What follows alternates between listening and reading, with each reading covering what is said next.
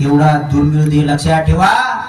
जीवनामध्ये काही गोष्टी गेलेल्या परत मिळतील, पण देह परत मिळत नाही. एक सुभाषितकार गोड वर्णन करतात. पुनर्वित्तम पुनर्मित्रम पुनर्भार्या पुनर्मही एतत् सर्वं पुनर्लभ्य न शरीर पुनः पुनः. सुभाषितकार म्हणतात पुनर्वित्तम, गेलेला पैसा परत मिळवता येईल, गेलेली संपत्ती परत मिळवता येईल. पुनर्वित्तम पुनर्मित्रम, एखादा मित्र जर आपल्याला सोडून गेला ना तर ऐकताय ना, परत मित्र मिळेल, लक्षात ठेवा.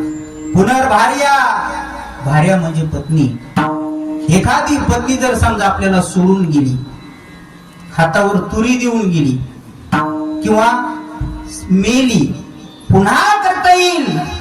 हे एकच सर्व पुनर्लभ्य, हे सगळं मिळेल, पण गेलेला देह परत मिळणार नाही, लक्षात ठेवा.